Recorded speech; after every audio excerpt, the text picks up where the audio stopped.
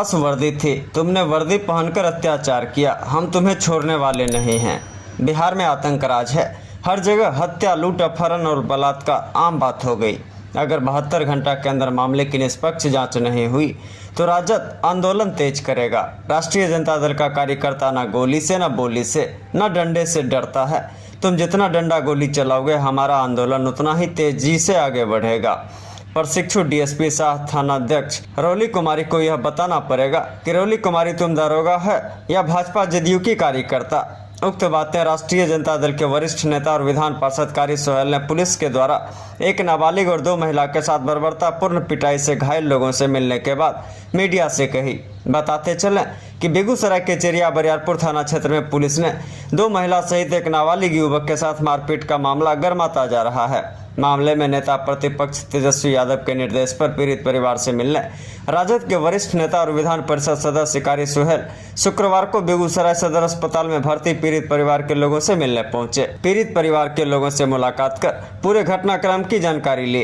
इस दौरान बड़ी संख्या में राजद के कार्यकर्ता और नेता मौजूद थे, जिससे सदर अस्पताल में थोड़ी देर के लिए भीड़ की स्थिति और अफरा तफरी का माहौल बना रहा। मीडिया से बात करते हुए विधान पार्षद कारी सोहेल ने घटना की निंदा करते हुए बिहार के मुख्यमंत्री नीतीश कुमार, उप मुख्यमंत्री सम्राट चौधरी, उपेंद्र कुशवाहा सहित पुलिस पर जमकर हमला बोला और 72 घंटे के अंदर निष्पक्ष जांच करने की चेतावनी दी। बताते चलें कि चेरिया बरियारपुर थाना के श्रीपुर गांव में कुछ दिन पूर्व राजद के प्रधान महासचिव रामसखा महतो, उनके नाबालिग पुत्र, पत्नी और भाभी पर पुलिस द्वारा थाना में ले जाकर महिला और नाबालिग के साथ गंभीर पिटाई का आरोप लगा था। घटना में घायल महिला को पुरुष और महिला पुलिसकर्मी लाठी डंडे से बेरहमी से पिटाई की गई, जिसका जख्म युवक और महिलाओं के शरीर पर साफ दिखाई पड़ रहा है। बताया जा रहा है कि पार्टी के जिला महासचिव रामसखा महतो पड़ोस में हुई मारपीट की घटना में पंचायती कर रहे थे। इसी बीच एक पक्ष के लोगों ने इसकी सूचना पुलिस को दी, जिसके बाद मौके पर पहुंची पुलिस ने रामसखा महतो की कुछ कहासुनी हुई, जिसके बाद रामसखा महतो को जबरन खींच कर ले जाने लगी तो ग्रामीणों ने इसका विरोध किया तो पुलिस बैरंग वापस हो गई। बाद में प्रशिक्षु डीएसपी रौली कुमारी, जो वर्तमान में चेरिया बरियारपुर थाना के थानाध्यक्ष के रूप में पदस्थापित हैं, कई गाड़ी पुलिस फोर्स के साथ श्रीपुर गांव पहुंची और रामसखा महतो की खोजबीन करने लगी। इस बीच पुलिस ने रामसखा महतो के नाबालिग पुत्र से रामसखा महतो के संबंध में पूछा तो उसने पिता के नहीं होने की बात कही तो पुलिस पर आरोप है कि पुलिस उस पर ही टूट पड़ी और मारपीट करने के साथ उसे थाना ले जाने लगी, जिसका विरोध उसकी माँ और चाची ने किया तो पुलिस माँ और चाची को भी मारपीट कर जबरन थाना ले आई। बाद में तीनों की बेरहमी से पिटाई की गई। बाद में लोगों के जमा होने पर तीनों को पीआर बॉन्ड पर छोड़ दिया गया, जिसके बाद से तीनों का इलाज सदर अस्पताल में चल रहा है। क्यों तुम लोग आपस में केस कर रहे हो? एगो जेल जाओगे, एगो केस करोगे, क्यों जा रहे हो? अब उतने में कहना कि तुमने तो एग्री करता है, तुम्हारा डिग्री निकाल देंगे और उसके बाद समाज का लोग मतलब उसको बैठा लेता है गाड़ी में, तो समाज का लोग घेर करके उतार लेता है। फिर उसके बाद जो है मैडम को लगता है कि थाना ने गलत उनको कन्विंस किया होगा। मैडम आकर के दल बल के साथ जहाँ सीसीटीवी कैमरा नहीं था उसके ऊपर ले जा करके, और बेटा को अलग 14 साल का नाबालिग बच्चा है, पूरा उसका मतलब किस तरह से मारा है, काला स्याह हो चुका है। और दोनों महिला जेंट्स पुलिस ने मारा है लाठी से, पूरा काला काला, पूरा बदन, पेट पर मारा है, पूरा पैर पे है। कभी एक बार जी हाँ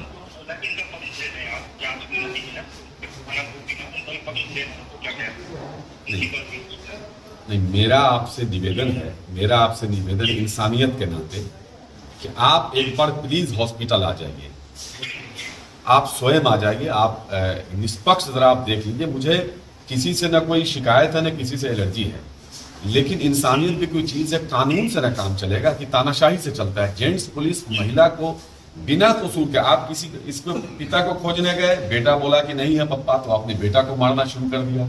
और जब उसकी माँ आई उसको बचाने के लिए तो उसको मारना किया। फिर उसकी जो दूसरी बड़ी बहन या बड़ी माँ आई उसको आपने बैठा के गाड़ी में ले जाके छत पे ले जा करके इस तरह से मारा। मतलब रोजाना हत्या हो रहा है, लूट हो रहा है, चोर बेईमान डकैत शराब बेचने वाला खुलेआम घूम रहा है, उसके ऊपर कोई पिटाई नहीं है। इन दोनों महिला घरेलू महिला है बेचारी, ऐसी मार गला दाब कर दलित बैठा दिया, गला दाब कर जो गला में मेरा लगा हुआ है फोटो अभी मोबाइल सारा वीडियो है इन लोगों के पास। गला पकड़ के किस तरह से बैठाला, किस तरह की डीएसपी प्रशिक्षण, क्या प्रशिक्षण करने आई है। तो मेरा निवेदन सिर्फ आपसे ये है एसपी साहब कि आप काफी पुराने समझदार हैं, नहीं आप खुद आ जाइए प्लीज, आप खुद आ जाइए। और आप लेट करेंगे तो जाहिर सी बात है कि दवा चल रही है तो वो दाग जो है वो चोट का दाग सब कम होगा, आपको लगेगा कि ये कम है आज ही। और मेरी गुजारिश आपसे ये है कि आज खुद आप आइए, आप आएंगे। सुनिए नहीं मैं आपसे ये गुजारिश कर रहा हूँ, मेरे रिक्वेस्ट समझिए। आप एक बार आ जाएंगे तो इस परिवार को और समाज को हिम्मत मिलेगी। लोग काफी आक्रोश में है। जय ठीक है।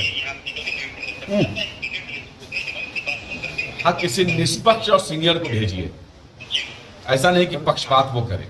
और सारा वीडियो के साथ आपको सारे हम लोग पर बेवजह एफआईआर भी कर दिया। अच्छा, उल्टे एफआईआर भी कर दिया गया। खैर सारी बातें वो सुनेंगे।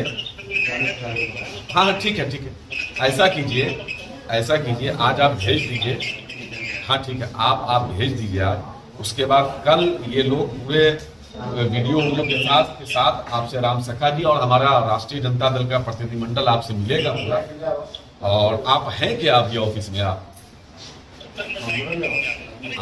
नहीं, आप रहते तो मैं खुद ही आता आपके पास, लेकिन आप नहीं है तो कोई बात नहीं है। ये सारे प्रतिनिधिमंडल कल मिलेंगे जी। चलिए, बहुत बहुत धन्यवाद। अल्ट्रासाउंड रिपोर्ट क्यों नहीं दे रहे? कितनी देर में आएंगे? कहाँ है? नहीं है, कैंपस में नहीं है।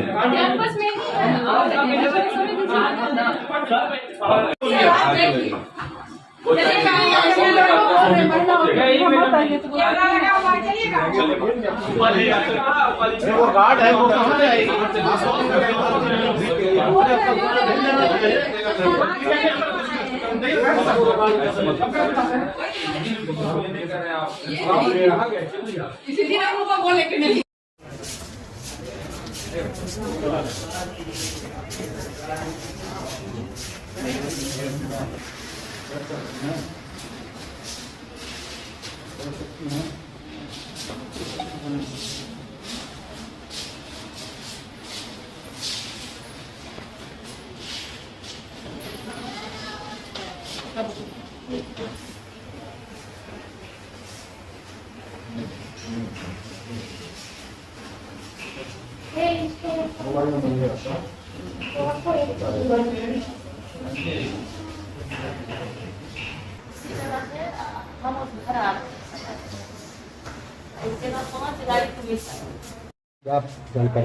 बहुत ही दुर्भाग्यपूर्ण है, इंसानियत को तार-तार किया गया है। ये कोई जो सामाजिक लोग होते हैं, जब पार्टी का कोई नेता होता है वो सामाजिक लोग होता है, समाज में अच्छे बुरे को देखता है। और ये सोशल आदमी है, ये समाज का एक चेहरा है और पार्टी के प्रधान महासचिव हैं, महत्वपूर्ण पद पे हैं। और बगल में कोई झगड़ा लड़ाई हो रहा था, वो केसा केसी आपस में कर रहा था, तो पुलिस के सहयोग में ये गए, भाई तुम लोग केस क्यों कर रहे हो, जेल जाओगे, एक मुकदमा करोगे। और उसके लिए इनको वो जो आया था, क्या नाम था उसका, दारोगा 112 जो आया था, उस पर जो दारोगा लोग था, इसको कहता तुम नेता बनता है। इसको बैठा लिया और बाद में किस तरह से प्रशिक्षित डीएसपी है, क्या पढ़ के आई हैं, क्या प्रशिक्षण लेने आई हैं, मुझे नहीं समझ में आ रहा है। जो बातें अभी सामने आई हैं और मैंने देखा है जिस तरह से, आप लोगों ने भी देखा है, वैसे कि मारा जाता है।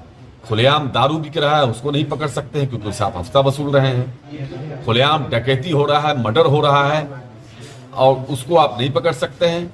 गुंडा, मवाली, चोर, बदमाश, सट्टा खेलने वाला न जाने कौन कौन सा अपराधी थाने पर बैठा रहता है। बाहुबली, दंगाई इनके थाने पर बैठा रहता है। समाज को तोड़ने वाला इनके थाने पर बैठा रहता है।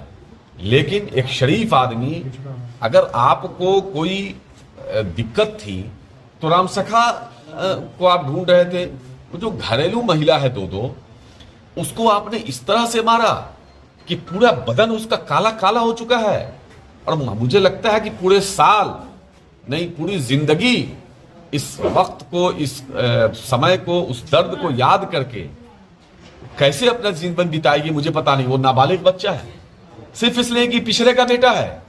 ये लवकुश बात करते हैं मुख्यमंत्री जी आप कि लवकुश की सरकार है, और हर जगह कहां है उपेंद्र कुशवाहा जी, कहां है सम्राट चौधरी जी। ये भाजपा शासित जितने भी राज्य हैं, एक दलितों और पिछड़ों के साथ जो आप अन्याय कर रहे हो, गुंडाई कर रहे हो, ये समाज कभी माफ नहीं करेगा। कहां है उपेंद्र कुशवाहा जी खाली राज्यसभा बनने के लिए? कहां है सम्राट चौधरी डिप्टी सीएम बनने के लिए? खाली गाली देते हो दूसरों को। यह आतंक राज बिहार में हर जगह लूट, हत्या, अपहरण, बलात्कार एकदम आम बात हो गई है। लेकिन पुलिस का जो तानाशाही है, ये मैंने एसपी साहब से बात किया है, उन्होंने कहा है कि हम जांच करें। मैं भरोसा रखता हूं मनीष जी पर, एसपी साहब पर, कि वो निष्पक्ष जांच करेंगे। मुझे उम्मीद है, हमारा प्रतिनिधिमंडल भी कल मिलेगा, उनसे सारे सबूत हैं। और यही नहीं, जो एक वीडियो बन रहा था सारे उसको उसने वीडियो छीन के तोड़ दिया वहां पर, मोबाइल को तोड़ दिया। तो ये गुंडागर्दी। सर क्या सर आए थे पुलिस से मिलने, क्या सर जांच में पाए? चेरिया बरियारपुर में एक मुकदमा दर्ज हुआ था, आपस दो व्यक्तियों के बीच में झगड़ा था। उसी में कुछ पुलिस और वहाँ के पब्लिक के बीच में कुछ छोटी मोटी घटनाएं घटी थी। उन्हीं में कुछ महिलाओं को चोट लगी हुई है, उनके जख्मों को देखने के लिए मैं यहाँ आया था, तो उनका मैं बयान लिया हूँ। क्या सर इस पर कार्रवाई भी होगी क्या? कुछ जांच हो रही है, इसके लिए टीम गठित की गई है, जांच चल रही है।